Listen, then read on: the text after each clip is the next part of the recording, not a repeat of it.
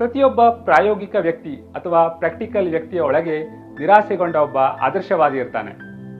ದೇಶ ಸುತ್ತು ಕೋಶ ಚಾನೆಲ್ಗೆ ಸುಸ್ವಾಗತ. ಇವತ್ತು ನಾನು ಓದಿದ ಎಸ್.ಎಲ್. ಭೈರಪ್ಪನವರ ಮತದಾನ ಎಂಬ ಸಾಮಾಜಿಕ ಕಾದಂಬರಿಯ ಕಿರುಪರಿಚಯ ಮಾಡಿಸ್ತೇನೆ. ಪದ್ಮಶ್ರೀ, ಪದ್ಮಭೂಷಣ, ಸರಸ್ವತಿ ಸಮ್ಮಾನ ಒಳಗೊಂಡಂತೆ ಹಲವಾರು ಪ್ರಶಸ್ತಿಗೆ ಭಾಜನರಾಗಿರುವ ಎಸ್.ಎಲ್. ಭೈರಪ್ಪನವರು ಭಾರತದ ಸಾಹಿತ್ಯ ಲೋಕದ ದೈತ್ಯರು. ಇನ್ನು ಈ ಪುಸ್ತಕದ ಬಗ್ಗೆ ಹೇಳಬೇಕು ಅಂದರೆ, ಇದು ಸುಮಾರು 200 ಪುಟಗಳಿರುವ ಒಂದು ಕಾದಂಬರಿ. ಮೊದಲು ಮುದ್ರಣಗೊಂಡಿದ್ದು 1965ರಲ್ಲಿ. ಪ್ರಕಾಶಕರು ಸಾಹಿತ್ಯ ಭಂಡಾರ.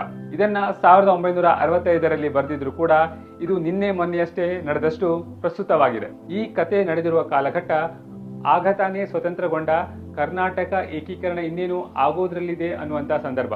ಈ ಕಥೆಯ ಮುಖ್ಯ ಪಾತ್ರಧಾರಿ ಡಾಕ್ಟರ್ ಶಿವಪ್ಪ. ಅವನು MBBS ಪದವೀಧರ. ನಗರದಲ್ಲಿ ಭಾರಿ ಬೇಡಿಕೆ ಇದ್ದರೂ ಕೂಡ ಹಳ್ಳಿಯಲ್ಲಿ ಜನಸೇವೆ ಮಾಡಬೇಕೆಂಬ ಧ್ಯೇಯವುಳ್ಳ ಆದರ್ಶವಾದಿ. ತುಮಕೂರಿನ ರಂಗಾಪುರ ಎಂಬ ಹಳ್ಳಿಯಲ್ಲಿ ಜನತಾ ಶುಶ್ರೂಷಾಲೆ ಎಂಬ ಹೆಸರಿನ ಒಂದು ಚಿಕ್ಕ ಚಿಕಿತ್ಸಾಲಯವನ್ನು ನಡೆಸ್ತಾ ಇರ್ತಾನೆ.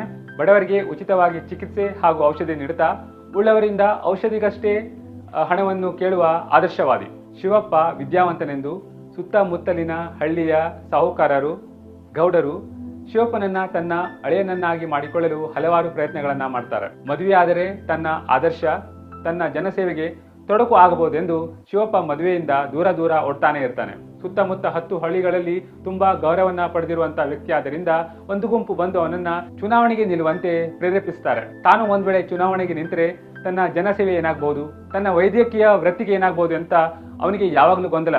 ಕೊನೆಗೂ ಅವನನ್ನ ಒಪ್ಪಿಸಿ ಚುನಾವಣೆಗೆ ನಿಲ್ಲುವಂತೆ ಮಾಡ್ತಾರೆ. ಈ ಕಾದಂಬರಿಯ ಇನ್ನೊಂದು ಪ್ರಮುಖವಾದ ಪಾತ್ರ ಅಂದ್ರೆ ರಂಗಲಕ್ಷ್ಮಿಯದು. ರಂಗಲಕ್ಷ್ಮಿಯ ಪ್ರಾಮುಖ್ಯತೆ ಕತೆ ಮುಂದುವರೆದಂತೆ ಹೆಚ್ಚುತ್ತಾ ಹೋಗ್ತದೆ. ರಂಗಲಕ್ಷ್ಮಿಗೆ ಒದಗಿರುವ ಪರಿಸ್ಥಿತಿಗಳು, ಆ ಪರಿಸ್ಥಿತಿಗಳನ್ನ ಅವಳು ಎದುರಿಸುವ ಬಗೆ, ತೆಗೆದುಕೊಳ್ಳುವ ಕೆಲವು ದಿಟ್ಟ ನಿರ್ಧಾರಗಳು ತುಂಬಾ ಮೆಚ್ಚುವಂಥದ್ದು. ಇಡೀ ಕಾದಂಬರಿಯಲ್ಲಿ ಉಪಸ್ಥಿತಿ ಸೀಮಿತವಾಗಿದ್ರು ಕೂಡ ನನಗೆ ಇಷ್ಟವಾದ ಮತ್ತೊಂದು ಪಾತ್ರ ಅಂದ್ರೆ ಚೆಲುವ ಶೆಟ್ಟಿಯದು. ಚೆಲುವ ಶೆಟ್ಟಿ ಶಿವಪ್ಪನ ಗೆಳೆಯ ಹಿತೈಷಿ. ಅವನು ಒಂದು ರೀತಿ ಶಿವಪ್ಪನ ಆತ್ಮಸಾಕ್ಷಿಯ ಕನ್ನಡಿ ಇದ್ದಂಗೆ.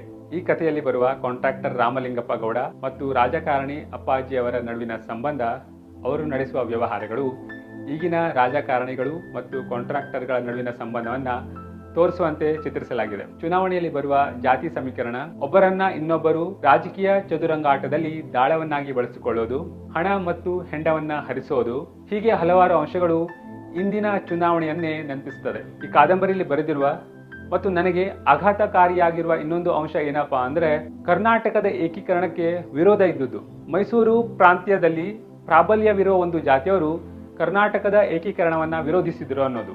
ಒಂದ್ ವೇಳೆ ಕರ್ನಾಟಕ ಮಿಲನ ಆದ್ರೆ, ಸಮಗ್ರ ಕರ್ನಾಟಕ ಆದ್ರೆ, ಸಮಗ್ರ ಕರ್ನಾಟಕದಲ್ಲಿ ತಮ್ಮ ಜಾತಿಯ ಪ್ರಾಬಲ್ಯ ಸ್ವಲ್ಪ ಕಡಿಮೆ ಆಗಿ ಬೇರೆ ಜಾತಿಯ ಪ್ರಾಬಲ್ಯ ಹೆಚ್ಚಾಗಬಹುದು ಎಂದು ಅವರು ವಿರೋಧಿಸಿದರು ಅನ್ನೋದು ಬರೆದಿದ್ದಾರೆ. ಈ ಎರಡು ಗುಂಪುಗಳ ನಡುವಿನ ಘರ್ಷಣೆ ಕೂಡ ಬರೆದಿದ್ದಾರೆ. ಇದನ್ನ ನಾನು ಸ್ವಲ್ಪ ಕುತೂಹಲದಿಂದ ಅಂತರ್ಜಾಲದಲ್ಲಿ ಹುಡುಕಿದಾಗ ಇದಕ್ಕೆ ಪೂರಕವಾಗುವ ಕೆಲವು ಮಾಹಿತಿಗಳು ದೊರಕಿದವು. ಈ ಕಾದಂಬರಿ ಬರೆದಿರುವ ಕಾಲಘಟ್ಟ ಸ್ವತಂತ್ರದ ನಂತರ ಕರ್ನಾಟಕ ಏಕೀಕರಣವಾಗುವಂತ ಒಂದು ಸಂದರ್ಭ.